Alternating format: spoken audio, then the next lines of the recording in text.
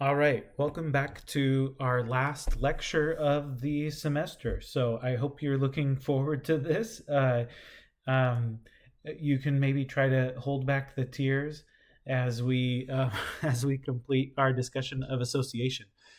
In all seriousness, though, it has been a pleasure guiding you through the course, and I do think that association is a really interesting topic. So we have one more type of association to discuss together, and that is categorical versus numerical variables. We've already seen what to do when we have two categorical variables, right? We run a homogeneity test basically, but we've reframed that as a test for independence. In a similar way, we have talked about what to do when we have two numerical variables. What we do there is we run a linear correlation test. But once again, we can think of that as a test for independence to see if those two variables are independent.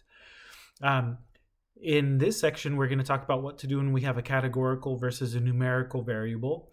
And not to spoil anything for you, but what we're going to end up doing is running an ANOVA test most of the time. Sometimes it'll just be a two-sample t-test. But we are once again going to reframe those tests as tests for independence. So let's get to it. So suppose we want to study whether a student's test score is affected by where they sit in class. One way that we might study that information would be to collect data and then group the data into little seat positions, front, middle, and back like this. And then just write down what their test score was sitting in each of those locations. What hypothesis test would we run here? Well, we would want to know on average how well students do who sit in the front and compare that to on average how well students do in the middle versus on average how well they do in the back. So we would be comparing three means. And that means that we would run an ANOVA test. Okay, specifically, we would want to know if mu1 equals mu2 equals mu3, where group 1 are students in the front, group 2 are students in the middle, and group 3 are students in the back. And of course, the alternative would be that at least one mean is different.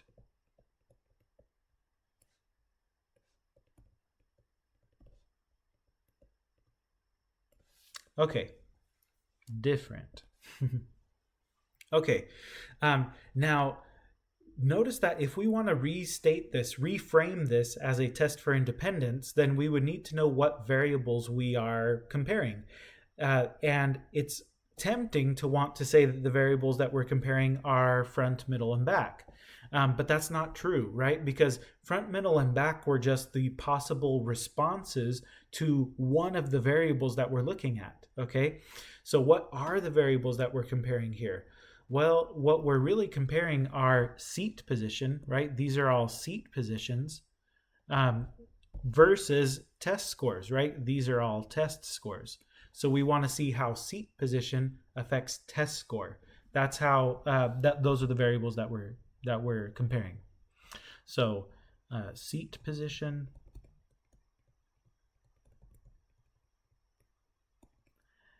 and test score. Okay, those are the variables we're comparing. So that if we want to restate the hypotheses in terms of independence, then instead of saying that the null hypothesis is mu1 equals mu2 equals mu3, what we could say for the null hypothesis is that seat position and test score are independent variables. Okay, so because think about it, right? If where you sit in the class does not affect your test score, right? If the variables are independent, then the average test score for students in the front, middle, and back would be the same, okay? In other words, mu1 would equal mu2 would equal mu3. So these hypotheses are equivalent, right? Similarly, if at least one of the means is different, well, then that means that your average test score depends on where you sat, okay? So seat position and test score would be dependent variables in that case, right? So the alternative is that seat position and test score are dependent. Okay, so this is how we reframe a mean test in terms of independence. Note that another way we could have recorded our data, instead of starting like this and splitting the data as we went, we could have just recorded some raw data. So we could have just recorded the seat position of the students in one column and then their corresponding test score in the next column.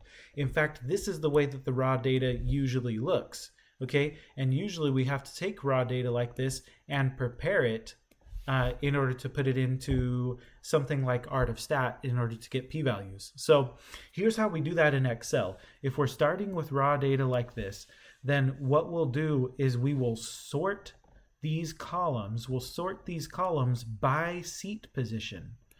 So that all of the front seats are in one place, all the middle seats are in one place, and all the back seats are in another place. And then we can copy and paste those into separate columns so that it looks like this. So I'll show you how to do this in Excel in a second, but these are the steps right here for doing it if you need to come back to it. Now, before I show you an example of doing that, though, let me just say a couple more things. So the hypothesis test that we run is going to depend on how many columns we end up with after we split our data. Okay, if the split data contains 3 or more columns, as it did in the seat position example, right? We had 3 columns here. Then we run an ANOVA because we have 3 means that we're going to be comparing. But if the split data contains only 2 columns, then we would run a 2-sample t-test. Okay, and importantly, we would not run a matched pairs test. We would run a 2-sample t. Okay. So for example, let's say that starting with our raw data, we had a situation like this where we were wanting to compare handedness, like left-handed, right-handed to test score. If you split this raw data up, then you're going to end up with something like this over here. And clearly there are only 2 columns to compare. And so you wouldn't run an ANOVA test in this case. You would run a 2-sample t-test. So I'm already giving away one of these answers, right? But we would run a 2-sample t-test. How would we state the hypotheses in terms of independence? Well, if we were stating in the way that we did back in chapter 3, we would just say mu1 equals mu2, right? The mean for left-handed people is the same for the mean of right-handed people, is the same as the mean for right-handed people. But in terms of independence, we would say it like this. We would say that your handedness and your test score are independent variables.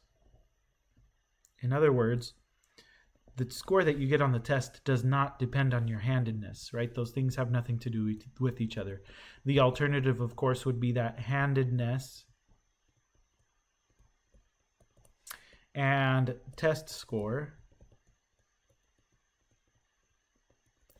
are dependent variables. Okay. So with that in mind then, let's look at a couple examples. So here it says a professor collected information about the students in his class. The data can be found in the data for 4.3 Excel workbook. Compare the following pairs of variables. Make a box plot and run an appropriate hypothesis test at the 0.05 level of significance to determine if the variables are independent. Okay, in part A, we want to compare seat position versus homework score. Okay, so just like one of the examples we looked at a second ago, let's look at the data so that we understand what we're dealing with. So we have this data set, shoe size, homework score, test score, practice test, handedness, seat position, etc. Right? We want to compare the seat position versus the homework score. So we want to compare these 2 columns right here. Okay, so so let's do that.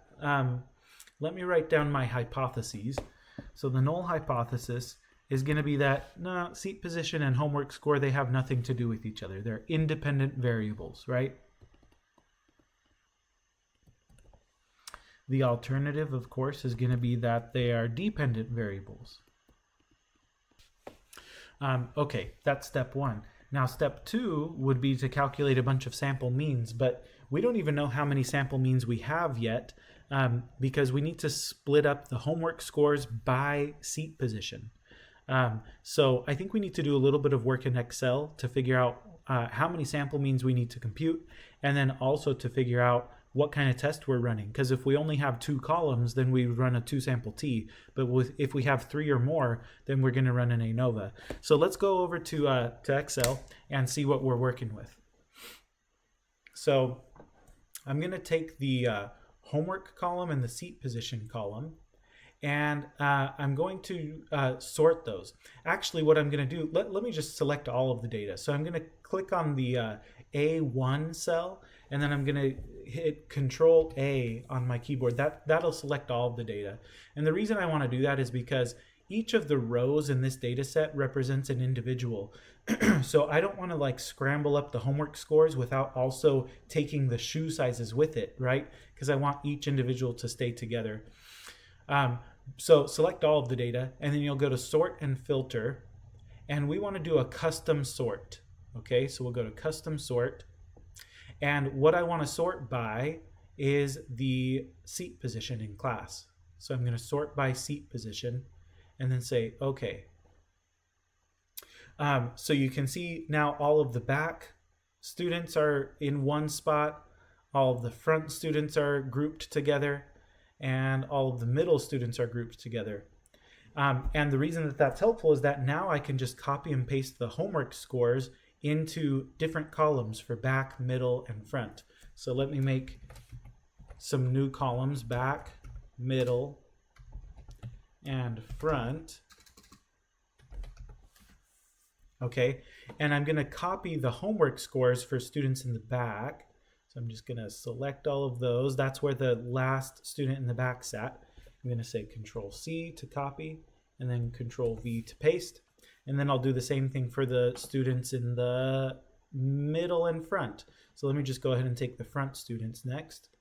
So these are all the students in the front. They end right there. Okay, Control C. And paste them in the column for students in the front. And then let's do the middle students. So I'm going to select these, Control C, and then paste them into the middle. Well, clearly I've got 3 columns, so I'm going to be comparing 3 means. So I should run an ANOVA test, right? I should run an ANOVA test. And I have 3 sample means that I need to compute for step 2, right? The mean for the back, mean for the middle, and mean for the front. The good news is that the app in ArtofStat will do this for us. So I'm just going to go over to ArtofStat right now and let it compute the sample means and the p-value. So let's go over to ArtofStat. I'm going to go ahead and copy this over to ArtofStat. I need to run an ANOVA. So let's go to Web Apps and then scroll all the way down. And there's the ANOVA test right there.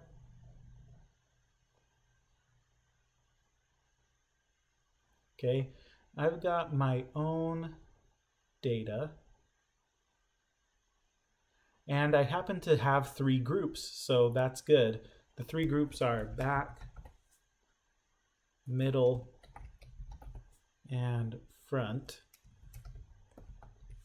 And there's the data for the back. I'm going to paste it in, right? Control V to paste all of that stuff in, and then the same for the other 2 groups.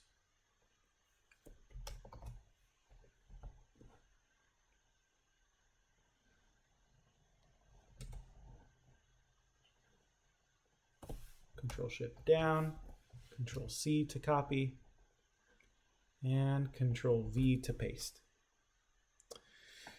Okay, and if you want, you can expand these boxes to see the data. It doesn't, it doesn't really matter. You copied and pasted them, so you should be pretty sure that they're correct. We were actually asked to make a box plot, so I'm going to change the type of plot to a box plot. For me personally, that's a little bit easier to make sense of anyway. I don't see a ton of differences between these boxes, and so it makes sense to me that we're getting a large p-value. Here are the sample means for group 1, group 2, group 3. Okay, so let's write some things down. So the mean for students in the back was 67.7. The mean for students in the middle was 72.1. And the mean for students in the front was 71.9. The p-value, I ran an ANOVA test. So I ran an ANOVA, and I got a p-value of 0.7017.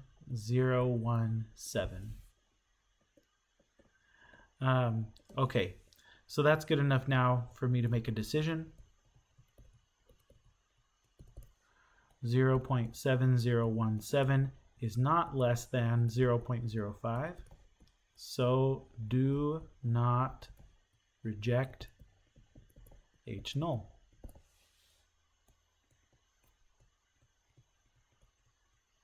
Since we're not rejecting the null hypothesis, that means that we don't have sufficient evidence to say that the variables are dependent. Okay?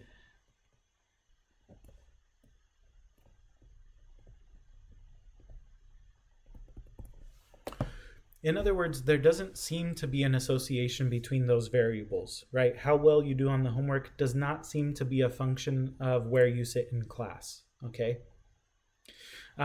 Let's look at the next one, okay? So part B says that we want to compare practice test versus test score. I want to let you run this one on your own, but before I let you loose on it, let me just point out that practice test is a categorical variable and test score is a numerical variable. So it makes sense that we would be comparing means here. What we're going to want to do is split up test scores by whether or not the student took a practice test. Okay, so follow the same steps as we did in part A, sort the data by whether or not they took the practice test, split the columns, and then if you've got 3 columns or more, you'll run an ANOVA. If you only have 2 columns, you'll run a 2 sample t-test. So I'll let you work that out. Okay, so just in terms of like writing down my hypotheses, I know that I'm going to be comparing practice test and test score, right? So the null hypothesis is that those variables are independent. The alternative is that they are dependent. I can also tell pretty easily that I'm only going to have 2 means here, because either you took the practice test or you didn't. I'm using Y for yes and N for no. But I wanted to show you how to do the splitting in Excel. Hopefully you have tried that out yourself already. But in case you had some difficulty with it, here's how it would work. So once again, we would select all of the data, Control A to select it all. And then we're going to go to Sort and Filter and do a custom sort. This time we want to sort by whether or not they took the practice test. And say, okay. So now it's going to put all of the no's on top and all of the yeses on bottom. And yeah, there's only yeses and no's. Those are the only possibilities, right? So we can make 2 columns now, one for yes, one for no. And we can take the test score of all of the no's. Okay, all of the no's, Control C, Control V. And then we can do the same for the yeses. So I'm going to select all of these bad boys. Okay. Control C. Control V. If I wanted to, I could compute the means in Excel, but I'm just going to use Art of Stat. I'm going to let Art of Stat do this for us. Okay, so give the video another pause and finish out the rest of the problem if you weren't able to get this far. Okay, so here are the results I'm coming up with. So the sample mean for students who took a practice test was 75.42, and for students who did not, it was 67.72. That seems like a pretty substantial difference to me. That's like a 14% difference, which is pretty big. The p-value is 0.0007. Now, because you're only testing or comparing 2 means here, you shouldn't run an ANOVA, you should run a two-sample t-test. That said, I ran it both ways just out of curiosity, and unfortunately, the server has disconnected, but you can kind of see through the gray. You end up with the same p-value whether you run a two-sample t-test or an ANOVA test, right? You get the same p-value either way, 0.0007. So I'm not sure if that will always be the case, but at least in this particular example, it doesn't appear to matter. But just to play it on the safe side, what we should be running technically is a two-sample t-test, okay? Anyway, so because we get such a small p-value, we're going to reject the null hypothesis and conclude that, yes, taking a practice test and the score you end up getting on the real test are dependent variables, right? Those are dependent variables, which is not super surprising, okay? So where you sit in class, maybe that doesn't affect your homework score so much, but whether or not you take a practice test has a big effect on what you end up getting on the test score, right? That's what we've discovered. Very good. I just want to say a couple more things to sort of wrap up our discussion here. In the previous section, in 4.2, we looked at comparing two numerical columns in a data set, right? And we said that the test to run in that situation would be a linear correlation test. Well, that's true if what we're trying to do is determine if the columns are correlated. In other words, if the responses in one column affect the responses in the other column. But that may not always be what we're trying to do with two numerical columns.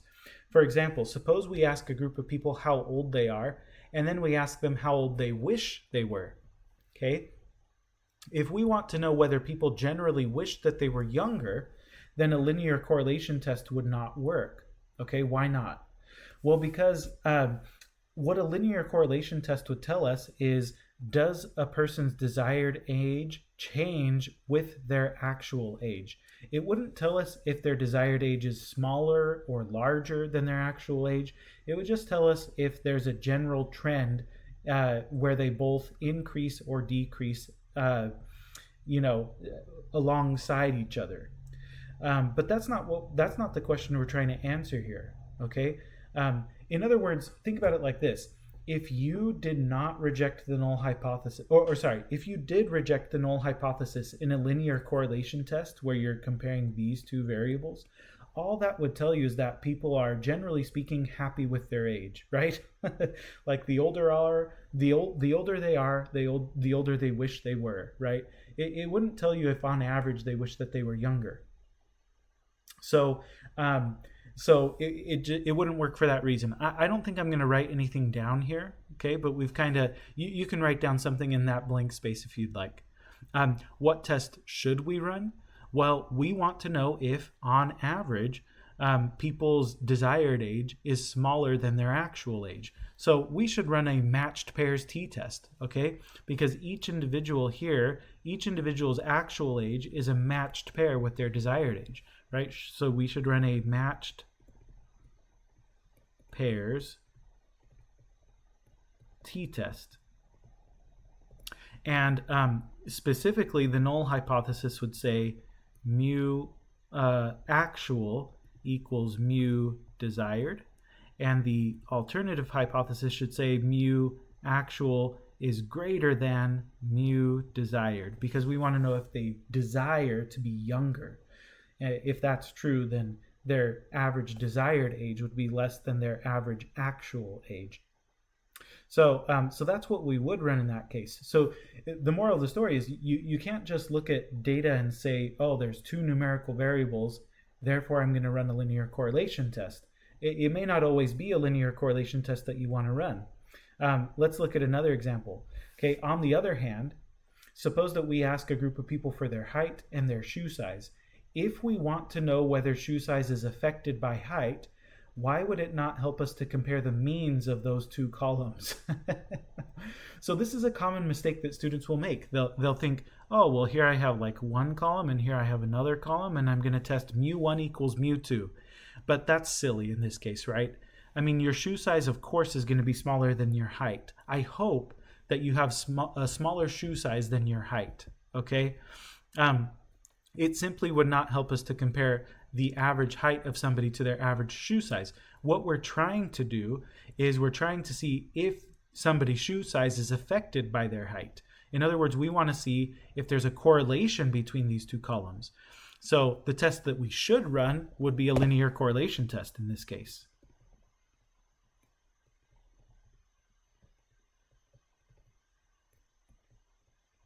Okay, the null hypothesis would be height and shoe size are independent, and the alternative would be that those variables are dependent.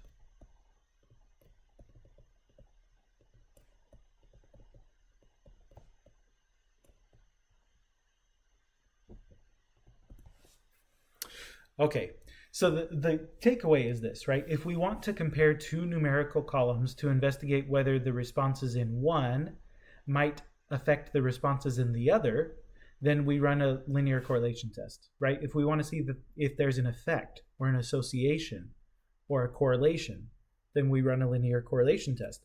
But if we want to compare two numerical columns to see if the average value in one column is different from the average value in the other column, then we would run a matched pairs t-test. Okay, that leads us into a more general kind of summary of what we've talked about in Unit 4, right? A summary of association. So let's kind of summarize what we've discussed.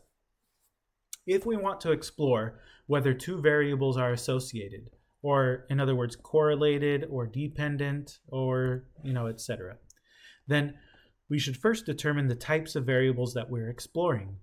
If we have a categorical versus a categorical comparison, then we should run a chi-square test for independence. This is equivalent to the homogeneity of proportions test.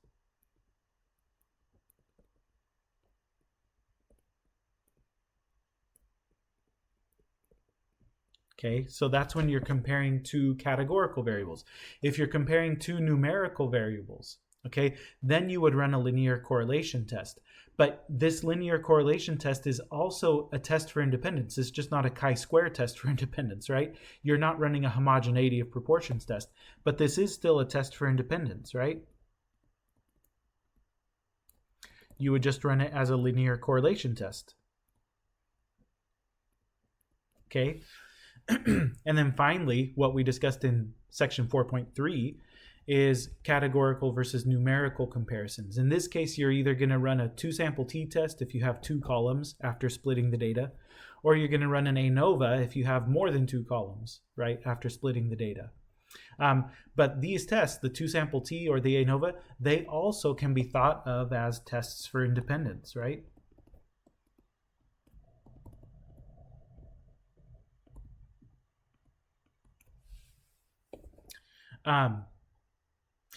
And then finally, what we just talked about on the previous page, right, is that when comparing two numerical columns in a data set, just be careful, right? We run a linear correlation test if we're trying to determine if the two columns are correlated, if they affect each other. We run a matched pairs test if we want to know if the average value in each column is different, okay? With that in mind, let's just go through a few examples and make sure that we can correctly identify what test we should be running. So number 2 here says, a group of women over the age of 70 were asked how many children they had given birth to, how many children their mothers had given birth to, whether or not they had ever been divorced, and what their current party affiliation is. And the options for party affiliation were Democrat, Republican, or other. So 3 possibilities there. Part A says, if we want to test whether the number of children a woman has is independent of the number of children her mother had, what test would we run? Well, if we want to test to see if those columns are independent, we have the number of children she had, and then the number of children her mother had. Those are both numerical columns, okay? So we could run a matched pairs T, or we could run a linear correlation test. In this case, we're trying to decide if the variables are independent, so we should run the linear correlation test.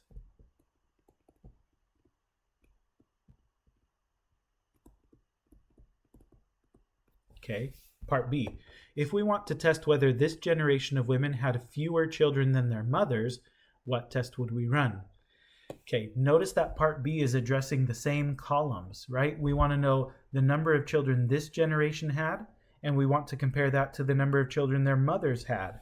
Okay, but we're asking a different question about the columns though. We're not asking, are the columns associated with each other? What we're asking here is whether or not the average number of children that this generation had was fewer than the average number of children their mother had, right? So here we would run a matched pairs. Here we would run a matched pairs test.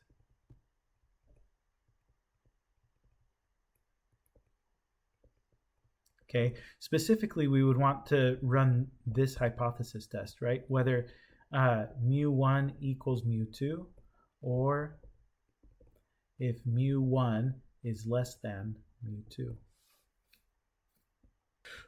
Okay, so part C, if we want to test whether the number of children a woman has is independent of her history of divorce, what test would we run? So this time we're comparing the number of children column with the history of divorce column.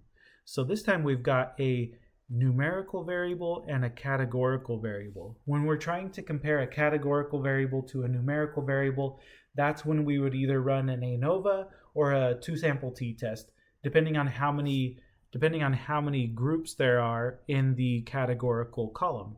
Now, in answer to the question, have you ever been divorced, there are only going to be two possible responses, yes or no, which means that we would only have two means to compare. What we would do is sort this data by whether the woman was divorced or not, and then we would compare the average number of children for divorced women to the average number of children for non-divorced women, right? So that would be a two-sample t-test.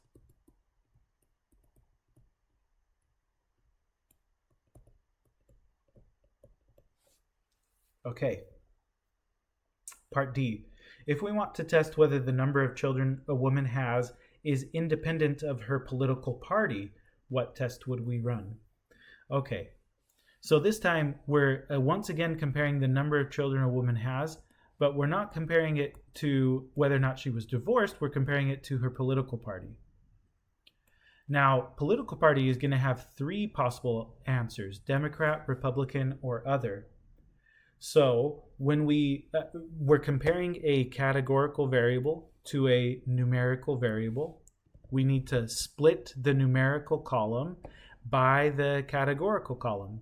And there are three possible responses in this categorical column, which means when we split the data, we're going to end up with three columns: a column for Democrats, a column for Republicans, and a column for other. So, and then we're going to compute the mean of each of those columns. So we have three columns, three means. We should run an ANOVA test.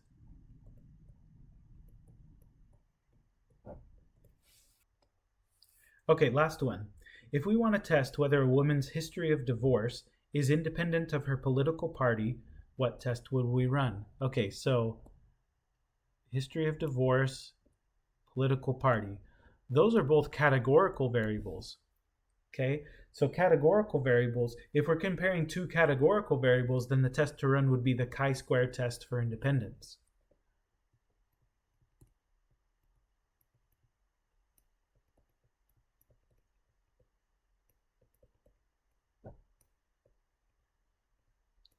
Or independence. Okay, if you can read my scribbles. But anyway, the chi-square test for independence.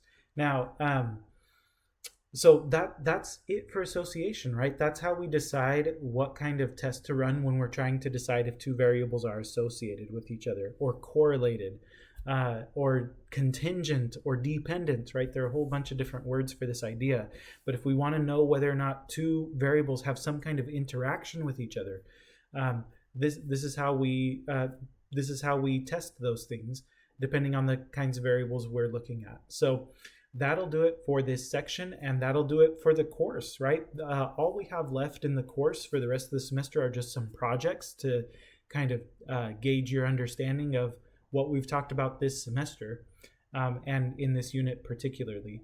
But that'll do it. So once again, it's been a pleasure guiding you through the course, and I hope that you've learned a thing or two about how to deal with data, how to make sense of data, and hopefully that carries over into the way that you see certain things in the real world. But anyway, that'll do it for this one, and we'll still be in touch when we're looking through your projects and so forth. But have a good one.